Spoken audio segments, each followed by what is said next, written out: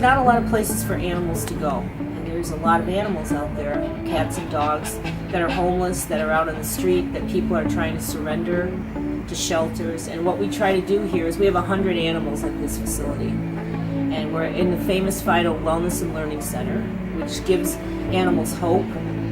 And we try to teach people about what happens to animals when they get surrendered. What made you start the rescue? Okay, we're much more than a rescue. We're the famous Fido Wellness and Learning Center, which we try to educate people about what happens to animals when they go to shelter, about adoptions, doing interventions. We try to get people to keep their animals so they don't have to go to a no-kill or a kill shelter. We have about 100 animals at Famous Fido, 53 cats and about 42 dogs. Many of them are seniors, bonded pairs. They're caution biters, dogs that are fearful, that might show aggression, that just need time. And those are anywhere from pit bulls to designer dogs like Shih Tzus and Chihuahuas and cats.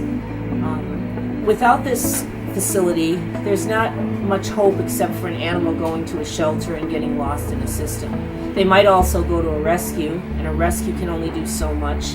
They find good homes for animals, but sometimes rescues can't deal with certain types of animals, and there's not enough places for them to go. Also, people need to be counseled and worked with about interventions when they're thinking about giving up their dog. You know, we're doing one right now where a dog bit a child 5 years ago, and the woman just had a baby, and she's nervous about the dog being around the baby. So we've counseled and we've worked with her, and I'm getting a trainer to go in with her that works with newborns and animals when they come into the home together, and how to work with that kind of problem. So when people have problems, there is a solution. It's just sometimes they need guidance and they need a mentor to give them some suggestions and advice on what to do. Giving an animal to a shelter, a no-kill shelter, you may not know where that animal's going to go. You're not going to know anymore. There's no more advocate for that dog or cat, and his fate is uncertain. At a kill shelter, if there's no cage space, or if you don't know where the animal's going to go, there's so many on the adoption floor. Others go to rescue. Others get put down for cage space, and that's just not the solution. We need to change how we view animals, and where they go is a lifetime commitment. It's not you get an animal and you throw it away after 5 years because something is inconvenient or something comes up. We need to keep going with this facility because it's a place of hope. Can you introduce yourself and tell us about what you do here? Yeah, my name is Mike, and I come here every Saturday. And actually, when it's a little warmer out, I'll run all the bigger dogs in the pits that we have here at Famous Fido. But today it's a little colder, so we do half outside and then half inside.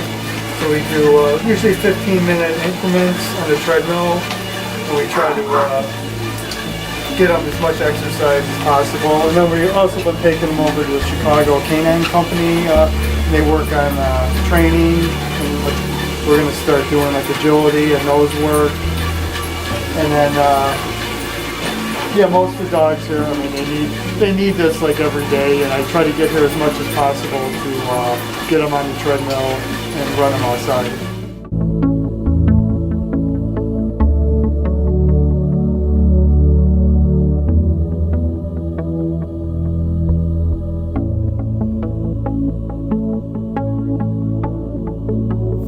People don't take care of their animals and then they surrender their animals. This cat is very sick. It probably has a bacterial infection and upper respiratory infection. It just went to the vet, but this cat will end up costing anywhere from $100 to $2,500, and the adoption fee for this cat will be $125 if we can get him to make it. And there's a lot of care involved. He has to be watched and monitored continuously. He's way underweight. He weighs about 4 pounds. He's with another bonded pair member, so they have to go together. There's 2 cats that have to be together. We could separate them, but that's not the right thing to do. There's a lot to all this. And right now we have 53 cats at Famous Fido. Many of them have problems. Some of them are in kidney failure. Some of them are older seniors. Some of them are bonded pair. There were 4 cats that were at Animal Care and Control, and we had to build a room for those cats because we couldn't leave anybody behind. And it takes a lot of work to get these cats homes because there's too many cats. People aren't spaying and neutering them, they're not microchipping them, and they're giving them up without thinking about what they're doing and where they're going to go. This guy doesn't like the nebulizer right now.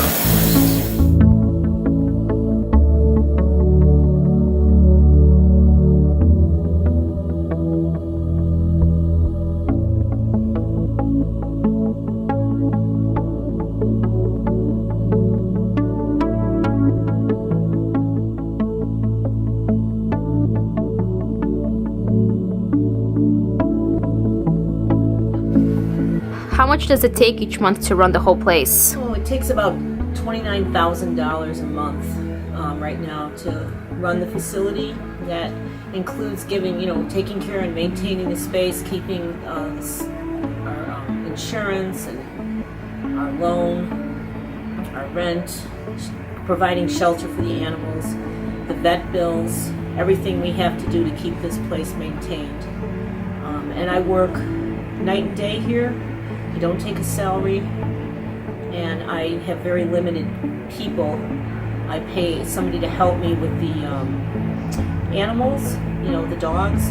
Most of the people that are here are volunteers. All of them are volunteers except one.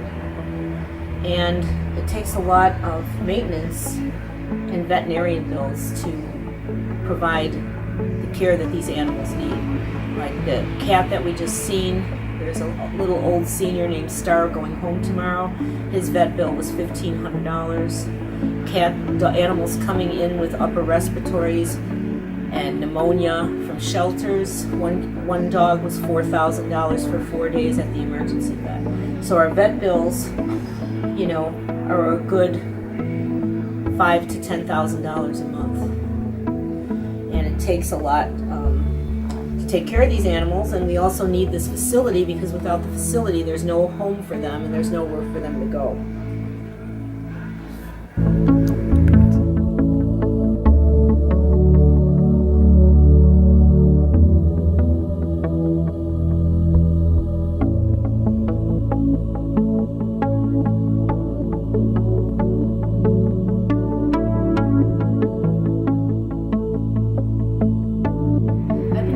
A long time. I've dedicated my life to animals. It's a sad state of affairs where we're at right now with animals and how people treat them when they go to shelters, the system. Some veterinarians are putting animals down, and no animal should be killed for cage space because somebody's tired of them at a veterinarian's office.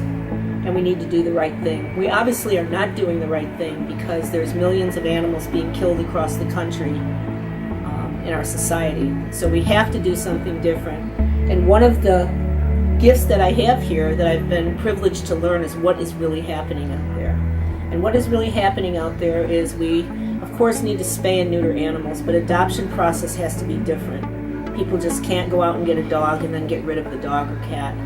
We have to start mandating these microchips in animals so these strays can find their way home, so there's not strays sitting in the shelter. And we have to have a new way of thinking. There has to be more compassion about an animal is a lifetime family member. What happens if somebody passes away? Who takes care of that animal? Where does it go? And we can't be putting animals in body bags on a continuous basis. We keep breeding them. The backyard breeding is one of the top things that is wrong in our society, that people are breeding animals in their backyards and their homes and not watching where they're putting these animals, and they end up at a shelter. So it's time to do something different. And the sad part of it is we're not all fighting for the same thing. There's a lot of disagreement in the rescue world, and there's a lot of pettiness, and it has to stop, and we have to really think about what's right for the animals and start working together and trying to stop this backyard breeding, mandating microchips, getting animals spayed and neutered, and putting them in the right places, not just letting them go into a shelter, getting them out as fast as we can because there's no place for them to go, or bringing them into a rescue. How many rescues how many animals can be at rescue? Okay, there's 100 animals here. How many can you take? How many can you get out fast enough? That should not be the way we think about where they go and how they're placed. They are all individuals. They all want their life. They do not want to die. We do not want to die as a human being. Why should it be nonchalant to kill them and dump them? You know, they all have problems. Like some of them are caution biters because they're fearful. They need time, and unfortunately, none of these animals have time because there's too many of them and there's nowhere for them to go. So I hope that this year brings a lot more awareness, and I hope we can keep our facility open, and we have to have help to keep it going because this is a place of hope. It's a new way of thinking. We want people to be involved. We want the community to be involved, and we want rescue people to be involved, and the system, the shelters. We have to work together to stop this. Thank you.